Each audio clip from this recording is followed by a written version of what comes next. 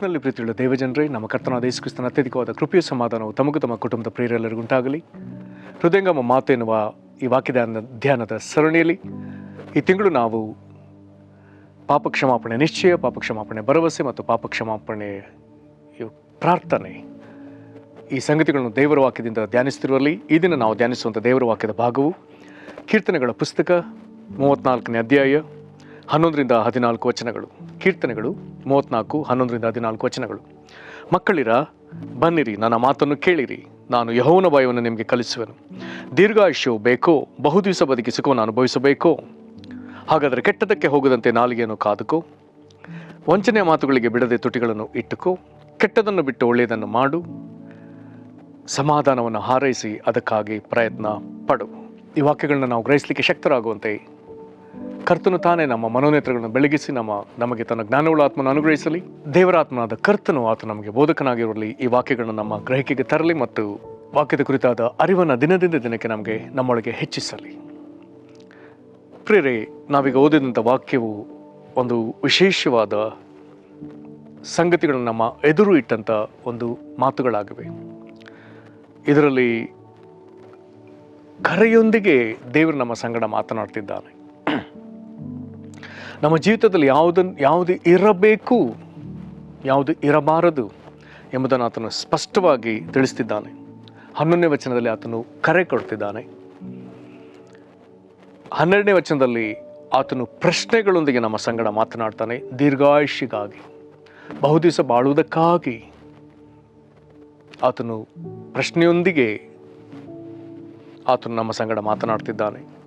ನಂತರದಲ್ಲಿ 13-14 ವಚನಗಳನ್ನ ತೆಗೆದು ನಾವು ನೋಡುವಾಗ 13ನೇ ವಚನದಲ್ಲಿ ಕೋ ಎಂಬುದಾಗಿ ಕಾದುಕೋ, ಇಟ್ಟುಕೋ ಎನ್ನುವಂಥ 2 ಪದಗಳು ಮತ್ತು 14ನೇ ವಚನದಲ್ಲಿ ಡೂಡು ಎಂಬಂತೆ ಮಾಡು, ಪ್ರಯತ್ನ ಪಡು ಎನ್ನುವಂಥ ಆಲೋಚನೆಗಳನ್ನು ಆಗ್ನೇಯೋಪಾದಿಯಲ್ಲಿ, ಆಲೋಚನೆಯೋಪಾದಿಯಲ್ಲಿ, ಬೋಧನೆಯೋಪಾದಿಯಲ್ಲಿ ಇವುಗಳನ್ನ ನಮ್ಮೊಂದಿಗೆ ಮಾತನಾಡ್ತಾನೆ. ಇಲ್ಲಿ ಈ ದೇವರಿಗೆ ಮಾತನಾಡೋದಕ್ಕೆ ಕಾರಣ 12ನೇ ವಚನದಲ್ಲಿ ಸ್ಪಷ್ಟವಾಗಿದೆ. ದೀರ್ಘಾಯುಷ್ಯವು ಬೇಕೋ, ಬಹುದಿವಸ ಬದುಕಿ ಸುಖವನ್ನು ಅನುಭವಿಸಬೇಕು. ಪ್ರೇರೆ, ಹೆಚ್ಚು ಕಡಿಮೆ ಪ್ರತಿ ಊರುಗಳಲ್ಲಿ ಯಾರಾದರೂ ಇತ್ತೀಚಿನ ದಿನಗಳಲ್ಲಿ ಮರಣ ಹೊಂದುವಂಥ ಪೋಸ್ಟರ್ಗಳು ಹಾಕಿದರೆ, ಭಾವಪೂರ್ಣ ಶ್ರದ್ಧಾಂಜಲಿ ಎನ್ನುವಂಥ ಪೋಸ್ಟರ್ಗಳು ಹಾಕಿದರೆ, ಬಹಳ ವೇದನೆಯ ಸಂಗತಿ ಇತ್ತೀಚಿನ ದಿನಗಳಲ್ಲಿ ಹೆಚ್ಚು ಕಡಿಮೆ 40 ವಯಸ್ಸು ಒಳಗಿನವರ ಮರಣವೇ ನಮ್ಮ ನಾಡುಗಳಲ್ಲಿ ಹೆಚ್ಚಾಗಿದೆ. ಅಥವಾ 30-35 ಒಳಗೆ ಅನೇಕ ಅದರಲ್ಲಿ ಯವನಸ್ಥ ಗಂಡು ಮಕ್ಕಳು ಅಸುನುಗುತ್ತಿರುವಂಥ ಸಂಗತಿ ಹೆಚ್ಚಾಗಿದೆ. ತಂದೆ ತಾಯಿಗಳಿಗೆ ಅದು ಬಹಳ ದೊಡ್ಡ ವೇದನೆಯ ವಿಷಯ. ನ್ಯೂಸ್ ಚಾನಲ್, ವಿಶೇಷವಾಗಿ ಕನ್ನಡ ನ್ಯೂಸ್ ಚಾನಲ್ಗಳಲ್ಲಿ ಪ್ರತಿ ದಿವಸ ಅದೆಷ್ಟೋ ಮರಣದ ಸುದ್ದಿಗಳು, ವಿಧವಾದ ಮರಣ, ಕೊಲೆಗಳಿಂದ ಅಥವಾ ಅಪಘಾತಗಳಿಂದ, ಹಲ್ಲೆಗಳಿಂದ, ವಿಧವಾಗಿ. ಅದರಲ್ಲಿ ಬಹುತೇಕರು ಅವರು ಗಂಡು ಮಕ್ಕಳು. ಎಂಥ ಒಂದು ವೇದನೆ ಸಂಗತಿ. ಹಾಗಾದರೆ ವಾಕ್ಯದಲ್ಲಿರುವಂಥ ಈ ಒಂದು ನುಡಿಗಳು ಎಷ್ಟು ಅರ್ಥಗರ್ಭಿತವಾದದ್ದು. ದೀರ್ಘಾಯುಷ್ಯವು ಬೇಕೋ, ಬಹುದಿವಸ ಬದುಕಿ ಸುಖವನ್ನು ಅನುಭವಿಸಬೇಕು. ಹೀಗೆ ಸಣ್ಣ ಪ್ರಾಯದಲ್ಲಿ ನಾವು ಕಾಣ್ತಿರುವಂಥ, ಯವನ ಪ್ರಾಯದಲ್ಲಿ ಸಾಯ್ತಿರುವಂಥ ಈ ಮಕ್ಕಳ ಸಂಗತಿಗಳು ಸುಖವನ್ನೇ ಕಾಣಲಿಲ್ಲ. ದುಶ್ಚಟಗಳಿಗೆ, ದುಸ್ಸವಾಸಗಳಿಗೆ ಒಳಗಾಗಿ ನಂತರ ಶರೀರದಲ್ಲಿ ನಾನಾ ಬಾಧೆಗಳಲ್ಲಿ ನರಳುತ್ತಾ ಸುಖವನ್ನೇ ಕಾಣದೆ, ಸಮಾಧಾನವಿಲ್ಲದೆ ಅಸುನುಗುತ್ತಿರುವವರ ಸಂಖ್ಯೆಯೇ ಹೆಚ್ಚಾಗ್ತಾ ಇದೆ. ಹಾಗಾಗಿ ಈ ವಾಕ್ಯ ಅಂಥವರಿಗೆ ಅಥವಾ ಪ್ರತಿಯೊಬ್ಬರಿಗೆ ನಿಜವಾಗಲೂ ಬಹಳ ಪ್ರಾಮುಖ್ಯವಾದ ವಿಷಯ. ಹಾಗಾದರೆ 13ನೇ ವಚನದಲ್ಲಿ ನಾವು ಗಮನಿಸಬೇಕಾದದ್ದೇನೆಂದರೆ, ಮುಖ್ಯವಾಗಿ ತಿರುಗಿ ಬಾಯಿ ವಿಚಾರದಲ್ಲಿ 13ನೇ ವಚನ ಮಾತನಾಡ್ತದೆ. ಏನು? ಹಾಗಾದರೆ ಕೆಟ್ಟದಕ್ಕೆ ಹೋಗದಂತೆ ನಾಲಿಗೆಯನ್ನು ಕಾದುಕೋ, ವಂಚನೆ ಮಾತುಗಳಿಗೆ ಬಿಡದೆ ತುಟಿಗಳನ್ನು ಇಟ್ಟುಕೋ. ತಿರುಗಿ ನಾಲಿಗೆ ತುಟಿ.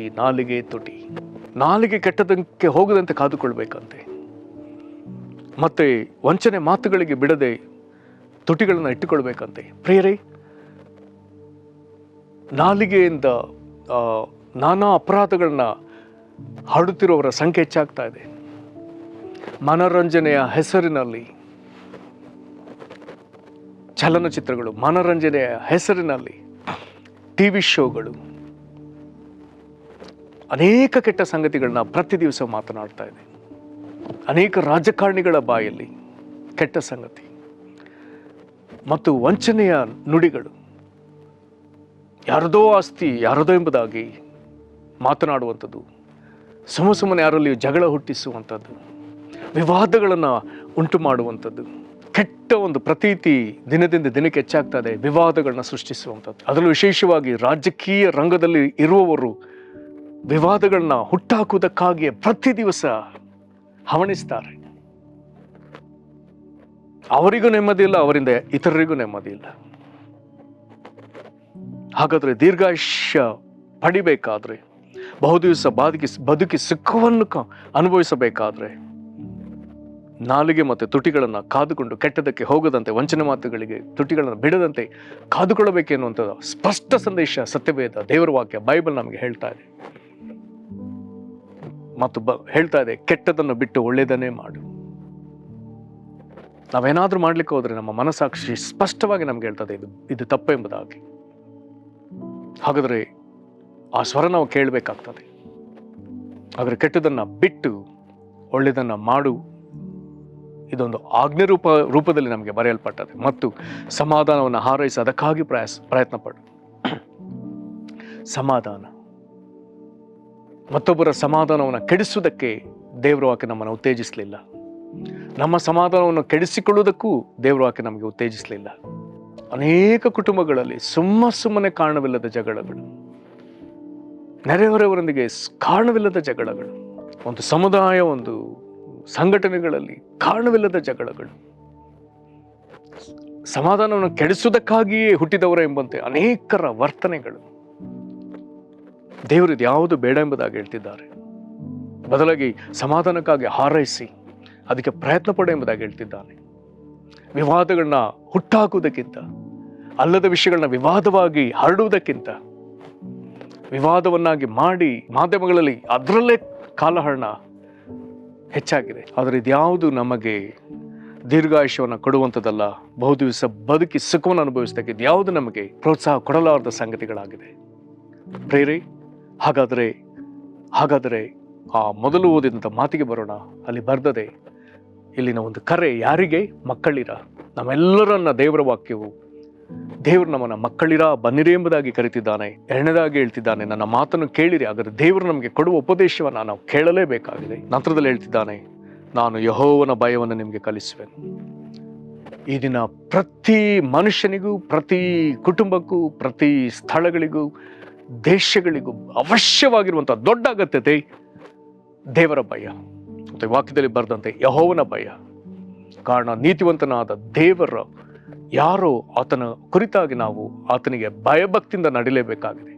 ಆ ಭಯವನ್ನು ನಮ್ಮೊಳಗೆ ಶೇಖರಿಸಿಕೊಳ್ಳಬೇಕಾಗಿದೆ. ದೇವರ ಭಯದಲ್ಲಿ ಬಾಳಿ. ಪ್ರೇರೆ, ದೇವರ ಭಯ ಇರುವುದಾದರೆ ನಾವು ತಪ್ಪಿಗೆ ಕೈ ಹಾಕುವರಲ್ಲ. ಅಪ್ಪ ಅಮ್ಮ ಎದುರಿರುವಾಗ ಮಕ್ಕಳು ನಾವು ತಪ್ಪು ಮಾಡಲಿಲ್ಲ. ಟೀಚರ್ ಇರುವಾಗ, ವಿದ್ಯಾರ್ಥಿಗಳಾಗಿದ್ದಾಗ ನಾವು ಟೀಚರ್ ಅಥವಾ ಪ್ರಿನ್ಸಿಪಲ್ ಎದುರು ನಾವು ತಪ್ಪು ಮಾಡಲಿಲ್ಲ.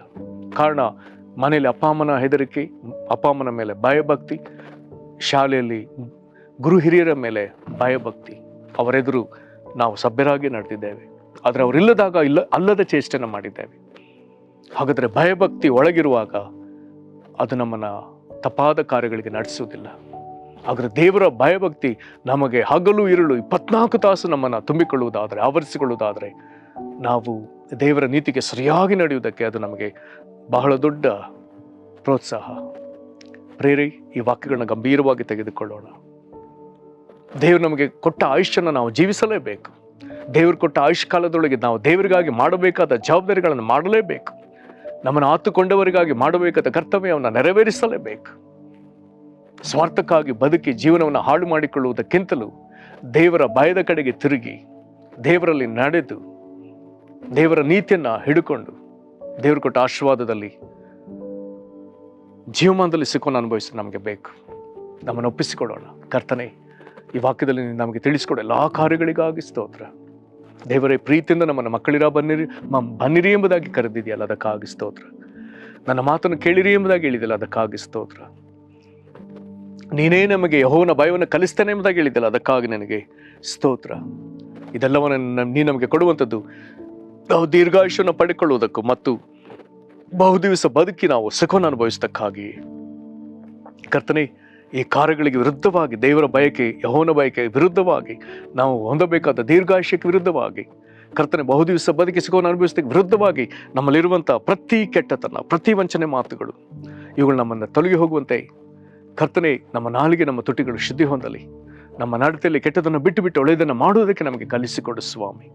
ಸಮಾಧಾನವನ್ನು ಹಾರೈಸಿ ಅದಕ್ಕಾಗಿ ಪ್ರಯಾಸ ಪಡುವುದಕ್ಕೆ ನಮಗೆ ಕೃಪೆಯನ್ನು ಅನುಗ್ರಹಿಸ್ರಿ ಕರ್ತನೆ. ಇದಕ್ಕಾಗಿ ನಮ್ಮನ್ನು ಒಪ್ಪಿಸಿಕೊಡುತ್ತೇವೆ ದೇವರೇ. ನಿನ್ನಲ್ಲಿ ಭಯಭಕ್ತಿಯಿಂದ ನಡ್ಕೊಳ್ಳುವಂಥ ಜನಕೂಟ ದೇಶದಲ್ಲಿ ದಿನದಿಂದ ದಿನಕ್ಕೆ ಹೆಚ್ಚಲಿ. ಕರ್ತನಾದೇಶು ನಿನ್ನ ಮೇಲೆ ಯೆಹೋವನ ಭಯದ ಆತ್ಮ ಇತ್ತು ಎಂಬುದಾಗಿ ಬರೆದದೆಲ್ಲ, ದಯಮಾಡಿ ನಮ್ಮೆಲ್ಲರ ಮೇಲೆ ಯೆಹೋವನ ಭಯದ ಆತ್ಮವನ್ನು ಸುರಿಸು ಸ್ವಾಮಿ.